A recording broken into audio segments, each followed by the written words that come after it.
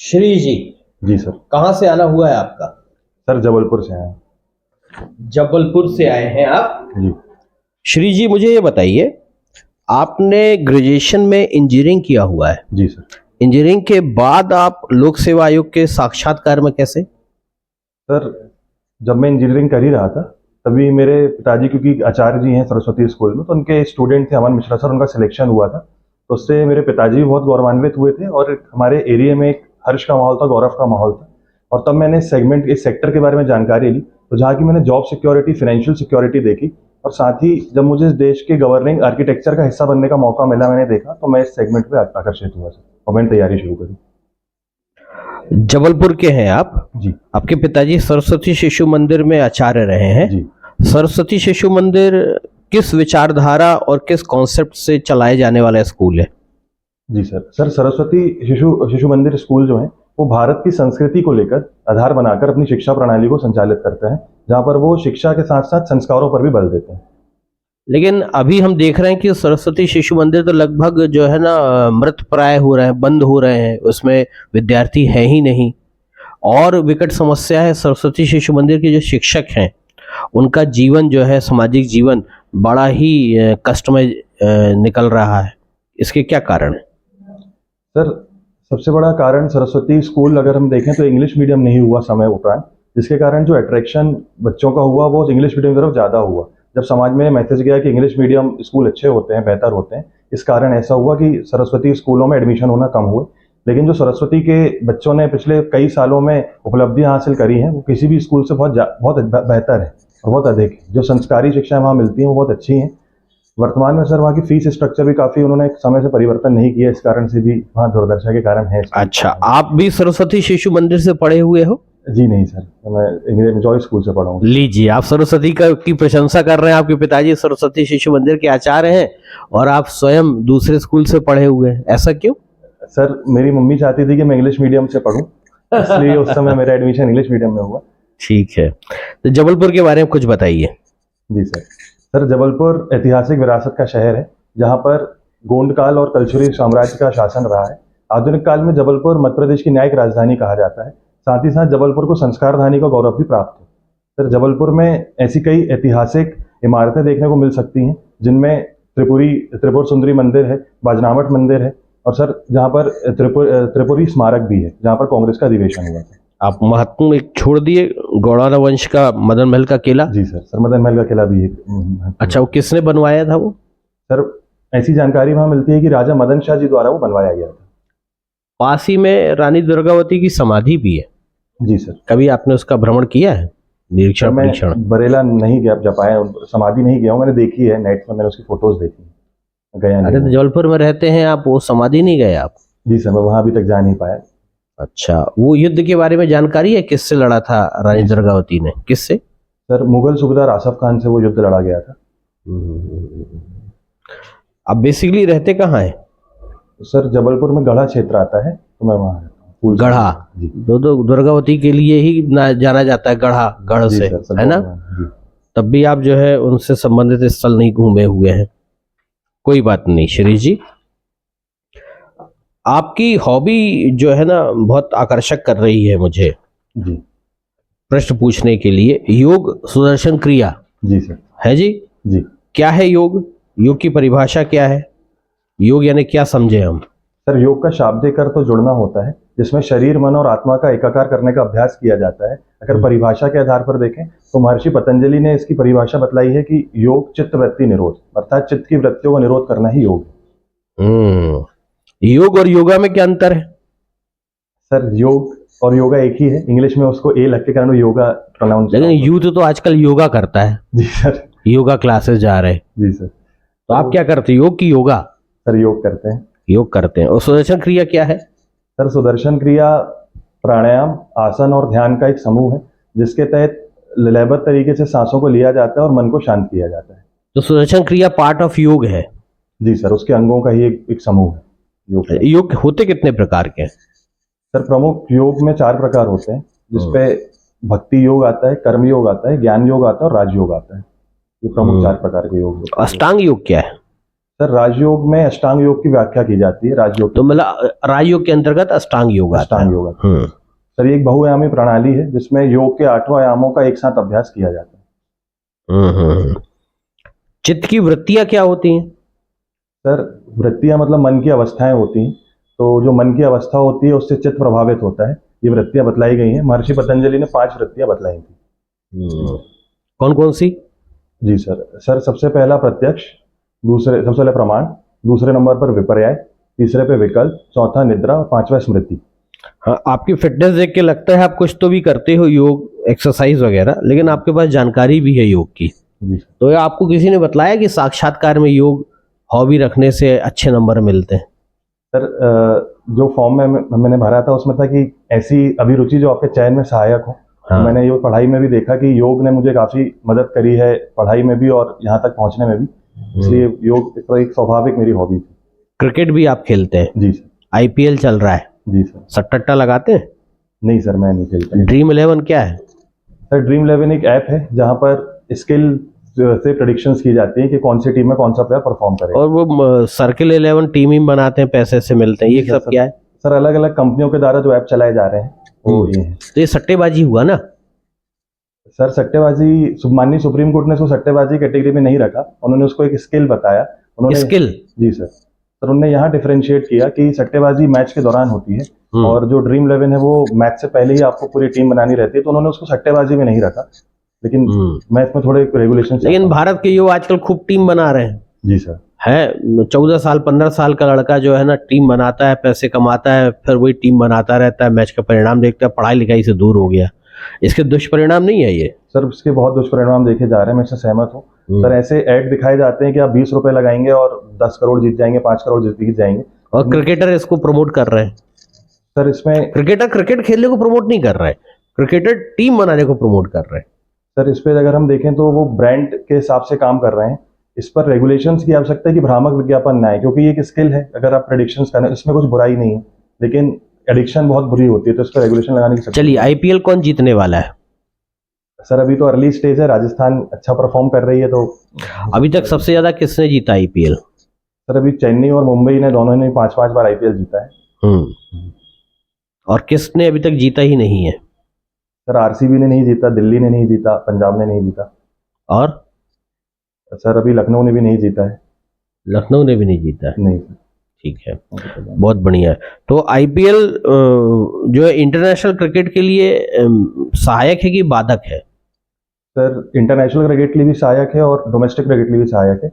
International बाधा नहीं है? सर बाधा नहीं। बहुत ज्यादा मैच खेलने से खिलाड़ी थक जाते हैं, है ना, फटीकनेस आ जाती है, फिर वो इंटरनेशनल क्रिकेट में परफॉर्म नहीं कर पाते, इंजरी हो जाती है, फिर इंटरनेशनल क्रिकेट से ब्रेक ले लेते हैं। जी सर ये एक बड़ा फैक्टर है।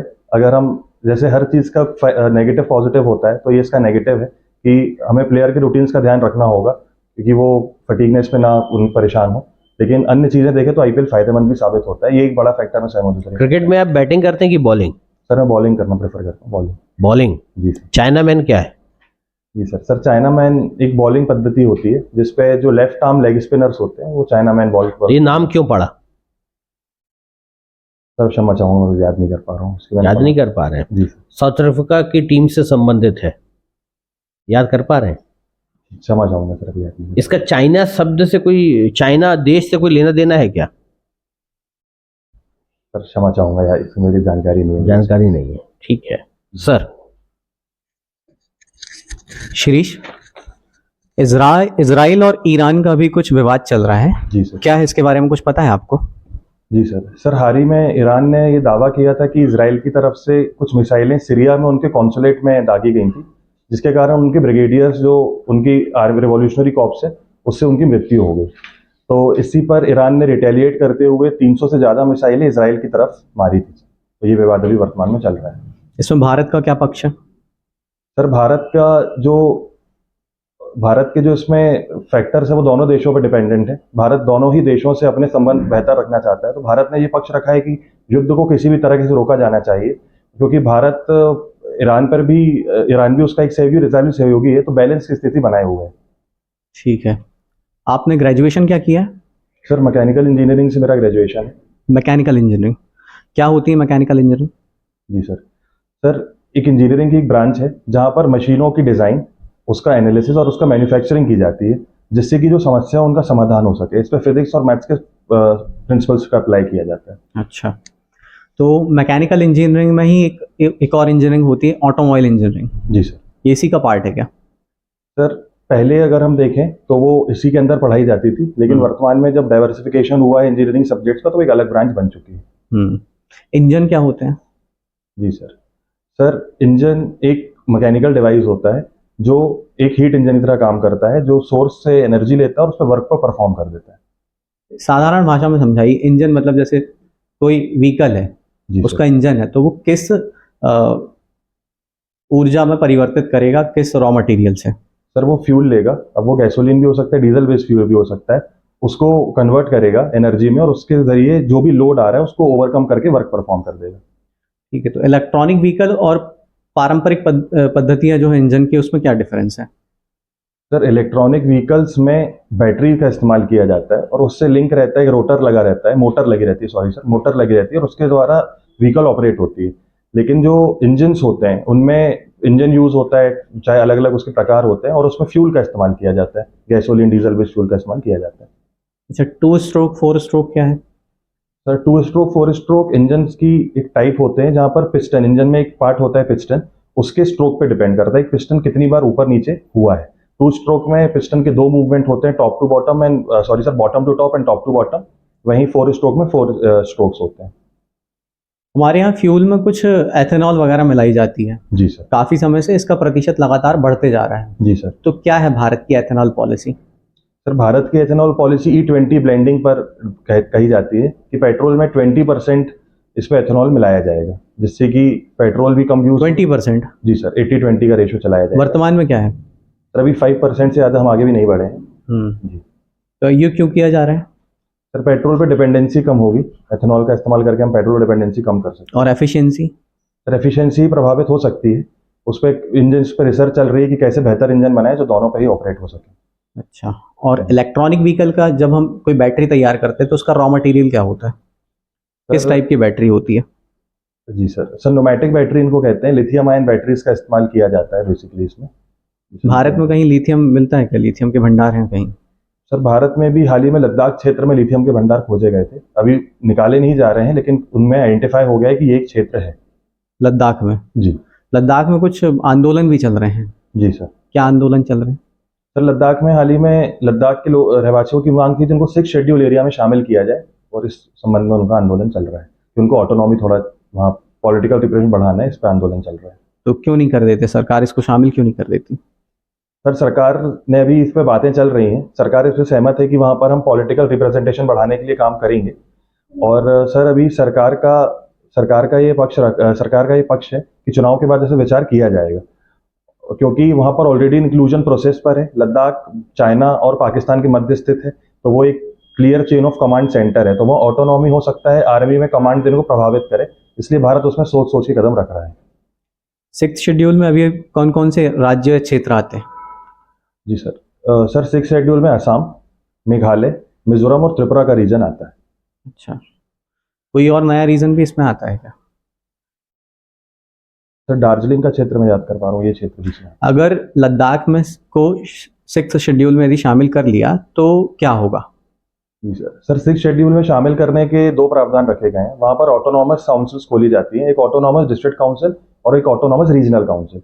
ये ऑटोनॉमस डिस्ट्रिक्ट काउंसिल और रीजनल काउंसिल के पास लेजिस्लेटिव, एग्जीक्यूटिव और जुडिशियल पावर्स रहती हैं, तो वो वहाँ जो लोकल निर्णय रहते हैं वो इन काउंसिल्स के पास होता है। इसलिए लद्दाख की पॉपुलेशन ये डिमांड कर रही है कि हमें उसमें शामिल किया जाए, जिससे हम अपने फैसले खुद ले सकें।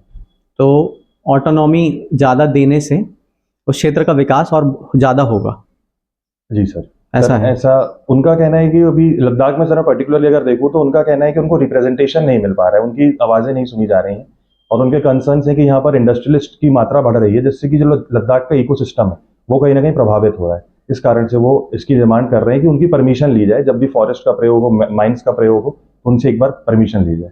ठीक है। शिरीष, पैसा अधिनियम लागू हुआ है मध्य प्रदेश में अभी। पैसा अधिनियम क्या है? जी ma'am, PESA act panchayat extension to schedule area act इसका फुल फॉर्म है। ये लाया गया था कि जब पंचायती राज एक्ट 73rd 74th अमेंडमेंट से पारित हुए तो इनको शेड्यूल एरियाज में शामिल नहीं किया, इनको लागू नहीं किया गया था, इनको शेड्यूल एरियाज में लागू नहीं किया गया था। तो 1996 में इसको पारित किया गया और इसको शेड्यूल एरियाज में लागू करने के लिए इसको लाया गया। हाल ही में मध्य प्रदेश सरकार ने इसको लागू किया है मध्य प्रदेश में, जहां पर जो मध्य प्रदेश के शेड्यूल्ड एरियाज हैं वहां पर भी पंचायती राज की व्यवस्था हो पाएगी विद सम मॉडिफिकेशंस। तो इसमें पावर्स किसको दी जाती हैं? मैम इसमें जो पावर्स होती हैं वहाँ पर जो बॉडीज बनती हैं, मैं समझ जाऊँगा, बॉडी का नाम याद नहीं कर पा रहा हूँ, वहाँ पर एक काउंसिल बनती है और उसके पास ये पावर्स रहती है। ग्राम सभा को अधिकार मिलते हैं इसमें? जी मैम, ग्राम सभा के इसमें अधिकार बढ़ा दिए जाते हैं, ग्राम सभा में अधिकार बढ़ाकर काम किया जाता है। ग्राम सभा को जैसे ग्राम सभा की परमिशन लेनी होती है जब भी माइनिंग हो, ग्राम सभा की परमिशन लेनी होती है जब भी फॉरेस्ट प्रोड्यूस पर बात हो। अभी हाल ही में वोटिंग हुई है मध्य प्रदेश की 6 सीटों में, जी आपका एरिया भी उसमें आता है? जी मैम। कितने वहां से उम्मीदवार खड़े हुए थे? मैम 19 उम्मीदवार कुल खड़े हुए थे जबलपुर जिले से। तो आपने अपने मत का प्रयोग किया था? जी मैम। ठीक। कितना वोटिंग परसेंटेज था जबलपुर का? मैम जबलपुर में 61% वोटिंग परसेंटेज रहा है। और ओवरऑल एमपी में? हमें भी 70% का मैं याद कर पा रहा हूँ, ओवरऑल में 70% का रहा है। अभी मालदीव्स में भी इलेक्शन होने वाले हैं, जी मैम, मालदीव्स में इलेक्शन, पार्लियामेंट्री इलेक्शन। तो क्या विवाद चल रहा है इंडिया और मालदीव्स का? मैम जो वर्तमान में मालदीव सरकार है उनका एक कैंपेन चलाया गया था, इंडिया आउट कैंपेन, और उनके जो मिनिस्टर्स हैं उन्होंने भारत के प्रधानमंत्री जी माननीय मोदी जी के बारे में कुछ आपत्तिजनक टिप्पणी की थी। तो इसको लेकर दोनों देशों के जो फॉरेन डेलीगेट्स उनमें विवाद हुआ था कि आप ऐसे किसी प्रधानमंत्री के ऊपर टिप्पणी नहीं कर सकते। तो फिर उसका रिएक्शन क्या किया? मैम रिएक्शन सरकार की तरफ से तो ऐसा कोई रिएक्शन नहीं दिया गया, क्योंकि भारत सिक्योरिटी एंड ग्रोथ की बात करता है कि जितने भी इंडियन ओशन रीजन है वो सागर अप्रोच पे काम करता है कि security and growth for all in the region. उस पर भारत सरकार ने मदद ही भेजी है और अपनी जो पॉलिसी है उसको कंटिन्यू रखा है, ऐसे कोई हमने रिटेलिएशन वाले स्टेप्स नहीं उठाए हैं। लक्षद्वीप को प्रमोट करके कहीं ना कहीं मालदीव्स की इकोनॉमी को हम पीछे करने की कोशिश कर रहे हैं, ऐसा डाटा है अभी। मैं क्षमा चाहूँगा, लक्षद्वीप भारत का हिस्सा है तो भारत को बढ़ावा देना ही सरकार का काम होता है, और उसी के तहत अपने अगर कोई आइलैंड स्पॉट है, टूरिज्म स्पॉट पोटेंशियल दिखता है उस पर वो काम कर रही है। इसमें मालदीव्स के कोई हित प्रभावित मुझे नहीं लगता होने वाले हैं इसमें। ठीक है शीरीष, आप जा सकते हैं। धन्यवाद सर। शीरीष, किस पोस्ट को आप एक्सपेक्ट कर रहे हैं अपने लिए? सर मैं डिप्टी कलेक्टर की पद चाहता हूँ। Deputy collector first preference. आपकी पर्सनैलिटी तो लग रही है डीएसपी जैसे है। जी सर, मैं डीएसपी भी, मतलब मैं दोनों ही, मेरी प्रेफरेंस फर्स्ट टॉप लिस्ट में, डीएससी और डीएसपी दोनों। अच्छा, ठीक है। आपकी वैसे प्रेफरेंस लिस्ट क्या है, क्या क्या आपने भरा, प्रायोरिटी बताएं जरा। सर डिप्टी कलेक्टर, सेकेंड में डीएसपी है सर, थर्ड में एडी एजुकेशन है, फोर्थ पे नायब तहसीलदार है, फिफ्थ में सर असिस्टेंट कमिश्नर कोऑपरेटिव है, एंड सिक्स्थ में लेबर ऑफिसर है। ठीक है, आप जा सकते हैं। धन्यवाद।